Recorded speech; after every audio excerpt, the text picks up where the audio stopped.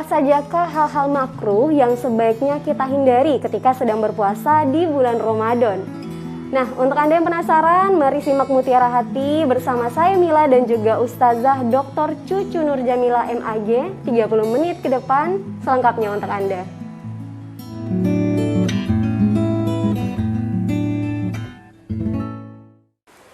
Ikhwafila pendengar setia Radio Mujahidin FM beserta pemirsa Kompas TV dan juga M2 TV, balik lagi di program Mutiara Hati. Di sini kita sudah bersama dengan Ustazah Dr. Cucu Nur Jamila. Akan kita sapa ya. Assalamualaikum Ustazah. Waalaikumsalam warahmatullahi wabarakatuh. Kabarnya baik Ustazah? Alhamdulillah Mbak Mila, insya Allah sehat walafiat. Sehat ya, apalagi ini puasa, jadi kita juga harus semangat Ustazah ya. Masya Allah. Nah, Ikhwafila dan juga permisa, hari ini di episode kali ini kita akan membahas tentang hal-hal yang makruh ketika sedang berpuasa. Tentu banyak sekali pertanyaan dari permisa dan juga ikhwafilah nih Ustazah terkait dengan hal-hal apa saja sih yang harus kita hindari ketika sedang berpuasa. Namun sebelum itu, makruh itu secara bahasa dan istilah itu apa sih Ustazah? Baik, terima kasih Mbak Mila. Assalamualaikum warahmatullahi wabarakatuh. Alhamdulillahirrabbilalamin. Wassalatu wassalamu ala asyrafil anbiya'i wal mursalin Sayyidina wa maulana Muhammadin wa ala alihi wa sahbihi ajma'in. Amin amma ba'an. Wa qala Allah ta'ala fi kitabihil karim. A'udzu billahi minasyaitonir rajim. Bismillahirrahmanirrahim. Wallahu alladzi khalaqal mauta wal hayat liyabluwakum ayyukum ahsanu amala wa huwal azizul hakim. Shadaqallahul maulanal azim. Para pendengar setia Radio Mujahidin FM dan juga pemirsa M2 TV dan Kompas TV di mana saja berada. Alhamdulillah kita sudah berada di bulan suci Ramadan ya Mbak Mila. Mudah-mudahan apapun yang kita lakukan selain saum ya dan juga ibadah mahdoh, mudah-mudahan Allah catat menjadi amal soleh yang bisa kita temui pahalanya, kebaikannya di dunia dan juga tentu di akhirat kelak. Amin amin ya Allah ya rabbal alamin. Iwafillah rahimakumullah. Berbicara tentang makruh ya, berbicara makruh itu dari karoha. Artinya tidak disukai ya, tidak disukai. Kalau menurut para ahli ilmu yang disebut dengan makruh itu segala sesuatu yang bagi litarkihi sebaiknya ditinggalkan, segala sesuatu yang sebaiknya ditinggalkan, namun walakin la ya'thimu min fi'lihi, tetapi tidak sampai kepada dosa apabila ada orang yang melakukannya. Lakin yakrahu fi'lihi, tetapi walaupun tidak sampai dosa ya filah, yakrahu fi'lihi, tidak disukai atau kasarnya itu dibenci kalau melakukannya. Bahkan kalau yang lebih keras itu, walaupun itu masih kategorinya halal, tetapi yukrahullah, Allah membencinya. Nah, halal tapi tidak disukai oleh Allah. Nah, itu maka yang bagi litarkihi, lebih baik seyogyanya itu ditinggalkan. Itu kalau definisi makruh ya secara luas. Jadi sebenarnya itu masih halal, tidak sampai kepada ketetapan dosa apabila dilakukan, tetapi tidak disukai oleh Allah, maka lebih baik seyogyanya dihindari, ditinggalkan. Itu yang disebut kategori makruh. Berarti itu ya makruh ada baiknya memang harus dihindari untuk bisa dilakukan. Apalagi ini bulan puasa Ustazah ya, bulan Ramadan, Masya Allah. Banyak hal yang harus kita lakukan, banyak amalan sunnah yang bisa kita terapkan Ustazah ya, daripada melakukan amalan-amalan yang jatuhnya makruh, tidak disukai Allah. Nah, ngomongin tentang bulan Ramadan nih Ustazah, tentu banyak sekali pertanyaan. Hal-hal yang makruh yang sebaiknya kita tinggalkan saat sedang berpuasa di Ramadan itu apa-apa saja Ustazah? Baik. Tadi masih saya lanjutkan dulu. Mengapa itu ya halal, tapi tidak disukai oleh Allah dan kemudian sebaiknya ditinggalkan. Itu tentu para ahli hukum atau ketetapan-ketetapan syar'i yang seperti itu yang ada kategori makruh kan ihwafillah kita ulang dulu ya, ketetapan hukum itu ada yang wajib, ada yang sunnah, ada yang mubah, ada yang makruh. Nah, segala ketetapan itu tentu ada kenapa ini dihalalkan, kenapa ini diharamkan, kenapa ini diwajibkan, mesti ada tujuan-tujuan tertentu. Nah, termasuk juga hal yang dimakruhkan. Mengapa ini makruh? Ya. Tentu ada tujuannya. Nah, Apa itu Ustazah? tujuannya dikhawatirkan dari yang makruh itu nanti jatuhnya kepada yang haram atau juga membatalkan. Begitu. Maka lebih baik dihindari. Jadi mungkin kalau jurang tuh ya, ini jurang yang betul-betul memang akan menyakitkan kalau jatuh ke sini, maka di sini nih jangan sampai berdiri di sini. Nah, makruh tuh jangan sampai berdiri di sini karena ini sudah tidak disukai. Kalau sampai terjun bisa jadi batal, bahkan bisa jadi juga nantinya ada kategori haram. Makanya lebih baik ditinggalkan. Jangan sampai di situ nanti jatuh gitu loh. Sebelum jatuh maka ada ketetapan syar'i yang di sini ditetapkan sebagai hukum makruh, tidak disukai. Nah, jadi kenapa itu tidak disukai? Kenapa dimakruhkan? Nanti khawatir jatuh kepada yang lebih besar lagi, yaitu haram atau juga batal. Masya Allah, di sini sudah cukup paham ikhwafillah dan juga permisa ya, kenapa makruh itu memang harus dihindari. Semaksimal mungkin harus dihindari karena khawatirnya akan jatuh kepada hukum yang lain, yakni hukumnya Kalau saum bisa jadi batal. ataupun haram tadi Ustazah Haram, ya, iya. begitu. Nah, untuk Anda yang penasaran kira-kira hal-hal apa saja sih yang makruh yang harus kita hindari ketika sedang berpuasa di bulan Ramadan, tetap stay tune ya di sini di program Mutiara Hati.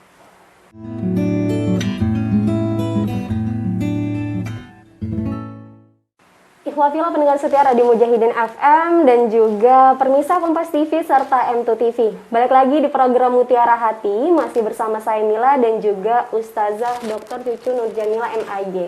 Nah, tadi kita sedang membahas tentang hal-hal makruh yang harus dihindari ketika sedang berpuasa di bulan Ramadan. Kira-kira apa saja Ustazah hal-hal tersebut?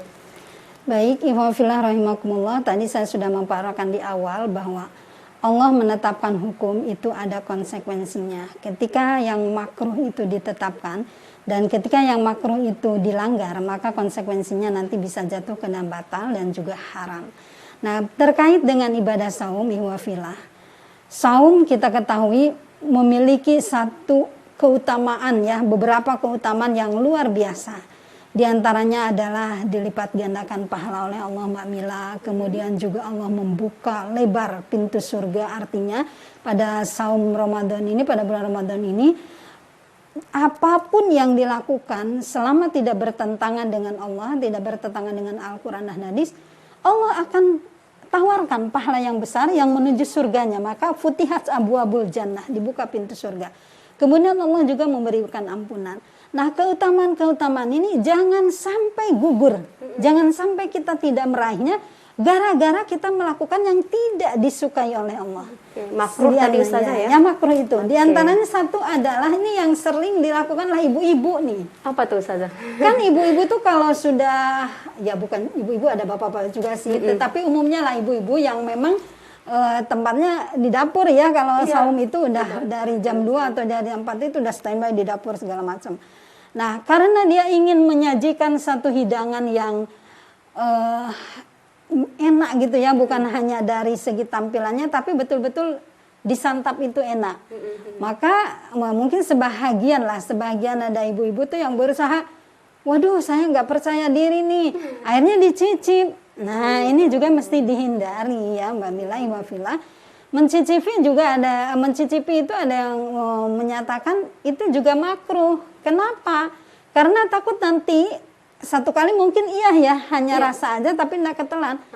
Kalau keburu-buru nyicipinya dan berkali-kali nih Mbak Mila, bisa juga ketelan, ada yang ketelan. Nah, kalau sudah ketelan ya jelas itu batal. Batal puasanya. Kan sayang ya, dari pagi sudah sampai jam 2 atau jam 4 tiba-tiba dia jatuh pada batal karena tadi mencicipi.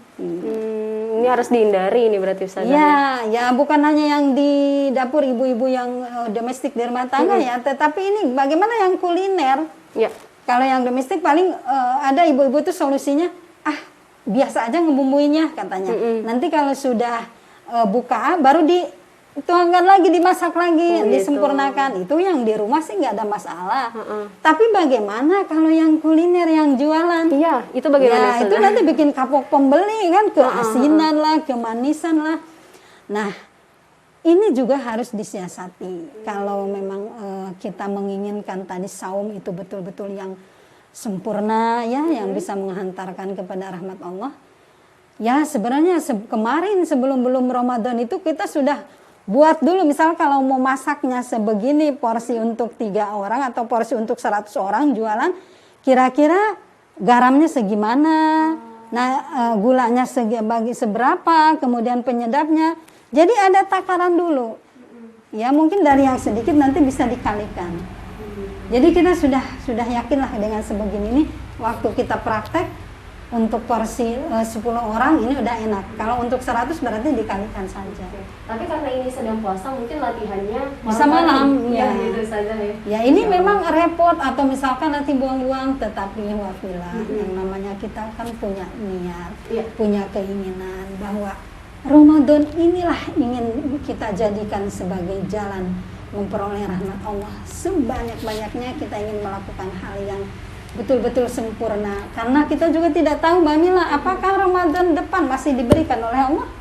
Kan itu juga belum tentu. Maka para muslimah, para bunda ya, jangan khawatir, berat sedikit, usaha sedikit, tetapi untuk kebahagiaan masa depan karena kita ingin beribadah ya. Jadi memang ada niat dari dalam diri untuk kemudian semaksimal mungkin menghindari tersebut. Iya. Nah, ini sering dipertanyakan oleh kalangan masyarakat umum, Ustazah. Kira-kira menyikat gigi sedang berpuasa itu batal atau tidak, Ustazah? Atau itu suatu hal yang makruh?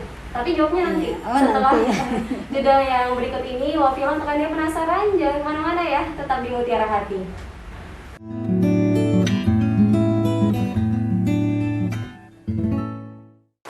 Anda kembali lagi Wafila, pendengar setia Radio Mujahidin FM beserta Permisa M2 TV dan juga Kompas TV di program Mutiara Hati, masih bersama Ustazah Dr. Cucu Nurjanila MAG. Kita masih membahas seputar hal-hal makruh yang harus dihindari ketika sedang berpuasa di bulan Ramadan. Nah, tadi sedikit pertanyaan saya, Ustazah. Apakah menggosok gigi, apalagi pakai pasta ya Ustazah, pasta gigi, itu membatalkan puasa, Ustazah? Rasanya. Baik Mbak Mila dan juga Iwafilah pemirsa M2 TV dan juga Kompas TV beserta pendengar setia Radio Mujahidin FM. Tadi saya di awal sudah membungkus ya itu haram, makruh. Jadi harus dipahami betul bahwa kenapa itu menjadi makruh, karena khawatir jatuh kepada yang batal, kepada yang haram, kepada dosa. Nah, belum ada ketetapan haram, belum ada ketetapan dosa. Tapi kalau itu dilakukan bisa jatuh ke situ, maka tetapnya itu adalah makruh.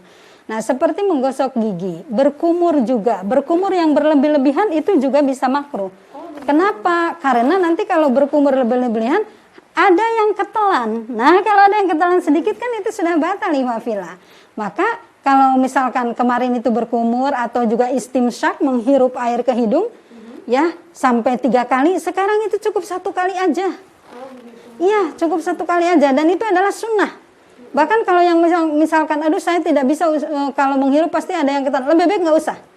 Apakah itu mengurangi nilai dari wudhu? Tidak. Karena kumur-kumur itu adalah sunnah hayat, kemudian juga istimsyak juga sunnah hayat. Maka kalau nanti jatuh kepada yang batal, lebih baik itu dihindari. Maka tidak boleh berlebih-lebihan. Cukup 1 kali saja.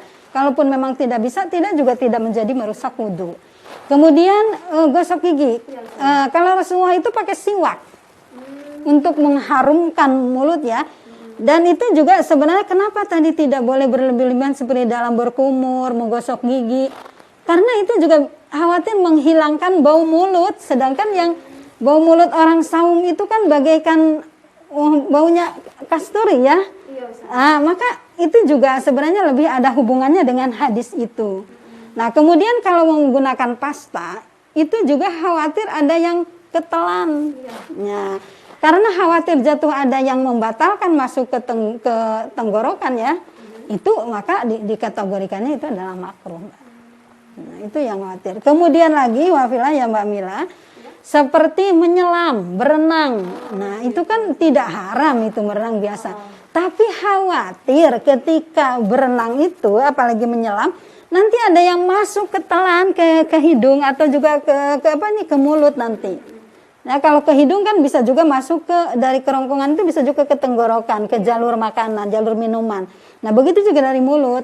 Maka kalau sedang saum ya menyelam, merenang itu juga bisa dikategorikan makruh karena tadi khawatir jadinya pada membatalkan.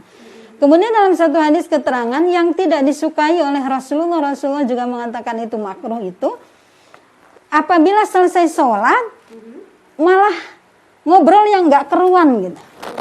Ini sering terjadi nih. Nah, kenapa ngobrol kan ngobrol biasa? Khawatirnya nanti ngobrolnya tuh awalnya ngobrol ringan, menyapa biasa. Jadinya gosip. Nah, kalau gosip kan sudah jelas ya di dalam surat Al-Hujurat, wala yaghtab ba'dukum ba'da itu jelas-jelas haramnya dosanya. Nah, kan tidak ada, jarang sekali orang yang langsung gosip ihwafillah. Biasa kan nyapa dulu, ngobrol dulu ya. Kalau sudah ada keakraban barulah ada kabar. Nah, ini dikhawatirkan itu maka berbincang-bincang setelah sholat ya itu juga bisa dikategorikan dengan makruh. Makruhnya dari mana? Tadi khawatirnya jatuh kepada gosip, menceritakan aib orang lain. Maka Rasulullah mencontohkannya dengan apa? Ya dengan berzikir. Nah, sekarang kalau ngobrolnya ihwafillah bukan ngobrol lisan, tetapi ngobrol dengan HP.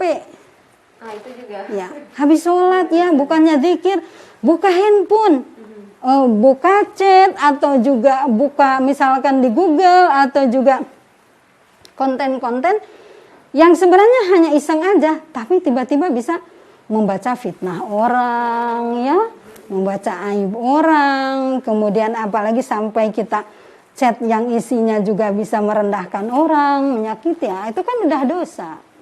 Jadi yang hal-hal yang bisa menyeret kepada dosa, wafillah, ya kategorinya adalah makruh.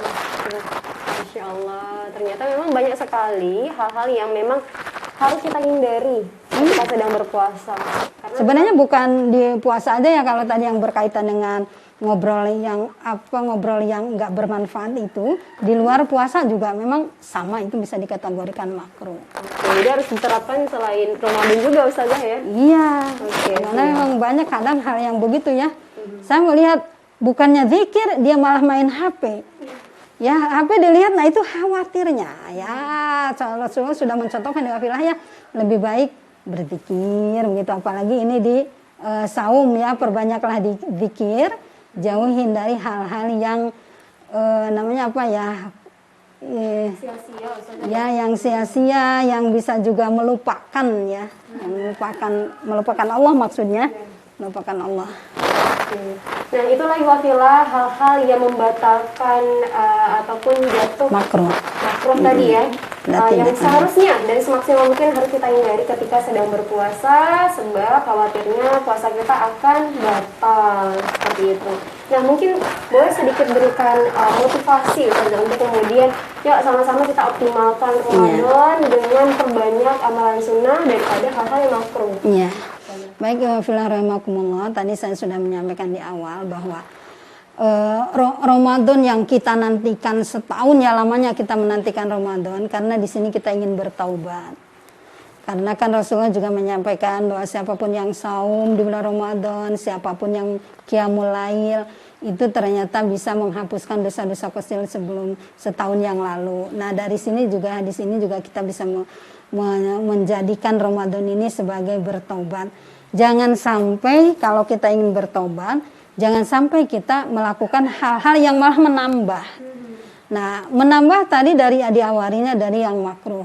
Yang kedua, wafillah rahimakumullah, kita jangan hindarilah sekali untuk menyepelekan hal-hal yang enggak mungkin saya kumur-kumurnya hati-hati kok. Nah, kita kan tidak tahu ya. Misal kata ibu-ibu, enggak lah saya sangat hati-hati kok mencicipi, nah mungkin ketelan. Ya, namanya kehati-hatian. Kemudian saya cuma buka HP aja kok, saya bisa hati-hati wafillah ya, karena walaupun setan itu dibelenggu, tapi terkadang ada dari dalam diri itu ada nafsu syahwat yang kita ingin lebih kepada yang menyenangkan dalam aspek duniawi. Nafsu itu ada. Nah, ini yang harus kita jaga. Jadi jangan menyepelekan hal-hal yang kecil yang bisa merusak saum. Nah, itu kita harus tetap ingat bahwa kita ini ingin menjadikan Ramadan ini sebagai taubat, sebagai pintu, sebagai sarana bertobat, sarana menghapus dosa. Kemudian juga kita ingin meraih pahala yang Allah sediakan, Allah tawarkan. Dan yang ketiga, kita tidak tahu tahun depan apakah kita masih diberi kesempatan oleh Allah berada dengan bulan Ramadan atau sebaliknya. Masya Allah. Jadi tetap semangat ya untuk ikhwafillah dan juga permisa yang sedang melaksanakan puasa di bulan Ramadan ini. Semoga Ramadan ini menjadi wasilah kita untuk kemudian lebih dekat kepada Allah, kemudian lebih cinta kepada Al-Quran dan melakukan banyak sekali amalan-amalan sunnah. Karena waktu kita terbatas, Ustazah, ya Masya Allah ya. Terima kasih banyak atas waktunya, ilmunya juga semoga bermanfaat. Karena memang sudah waktunya kita closing. Terima kasih banyak untuk ikhwafillah yang sudah menyimak, untuk pemirsa Kompas TV dan M2 TV juga yang sudah menonton. Kita akan kembali di program Mutiara Hati episode selanjutnya. Kami ucapkan wassalamualaikum warahmatullahi wabarakatuh.